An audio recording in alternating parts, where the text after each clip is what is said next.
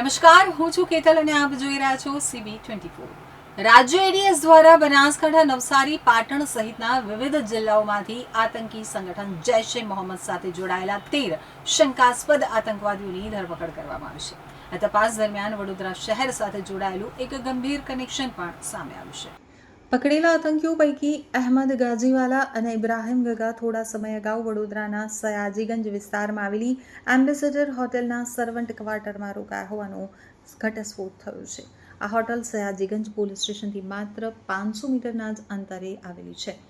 એટીએસના ડેવા SP હર્ષ ઉપાધ્યાયના જણાવ્યા મુજબ તપાસ ટીમે આરોપી અહેમદ ગાજીવાલાને સાથે રાખી અને હોટેલ, રેલવે સ્ટેશન તેમજ MS યુનિવર્સિટી તરફના રોડ ઉપર રિકન્સ્ટ્રક્શન તેમજ સ્થળ તપાસ કરી અને મહત્વના પુરાવા એકત્રિત કર્યા છે। ગુજરાત એટીએસે જૈશ એ મોહમ્મદ સાથે જોડાયેલા 13 શંકાસ્પદ આતંકીઓની ધરપકડ બાદ વડોદરાના એમ્બેસેડર હોટલમાં તપાસ કરી છે। આતંકી અહેમદ ગાજીવાલા ગુપ્ત બેઠક, સોશિયલ મીડિયા નેટવર્ક અને તપાસમાં ખુલાસો થયો છે કે બંને આરોપીઓ હોટલના સ્ટાફથી અગાઉથી પરિચિત હોવાથી સર્વન્ટ ક્વાર્ટરમાં રોકાયા હતા। આ દરમિયાન કાશ્મીરથી એક સક્રિય આતંકવાદી વડોદરા આવ્યો હતો।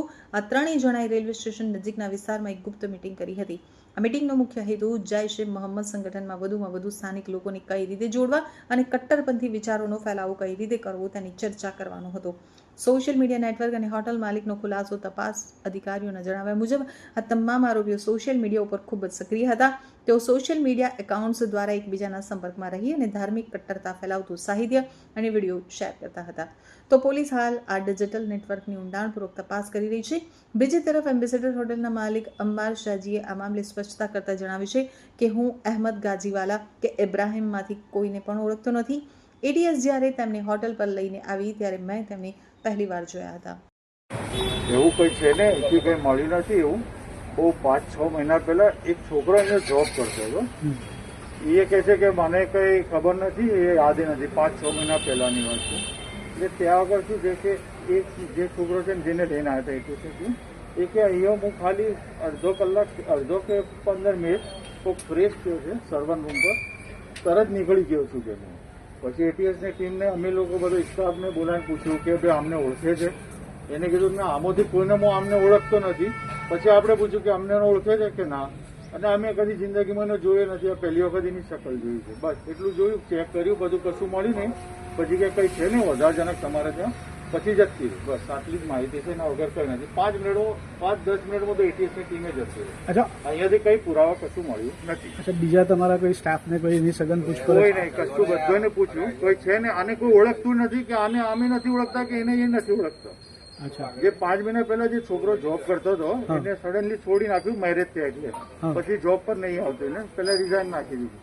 બસ એ એમ કે છે કે આનાથી હું પહેલા ખાલી મને ફોન કર્યો તો મને 5 મિનિટ માટે ખાલી ફ્રેશ થઈને નીકળી ગયો તો 5-10 મિનિટ એ વધારે બસ, એનાથી વધારે કશું મળ્યું નથી અને કોઈ એવું પુરાવા નક્કર મળ્યા નથી। અચ્છા, આપણી સાથે પૂછપરછ કરી, એમાં આપણે સહકાર આપ્યો તો આપણને કોઈ પૂછવામાં આવ્યું? બિલકુલ સહકાર આપ્યો, આપણને કશું નથી પૂછ્યું, ખાલી એને પૂછ્યું કે ભાઈ આમને કોને ઓળખે છે, તો એને ના કીધું કે ભાઈ આમાંથી કોઈને હું ઓળખતો નથી અને આપણે સ્ટાફને અમે ઓળખતા નથી।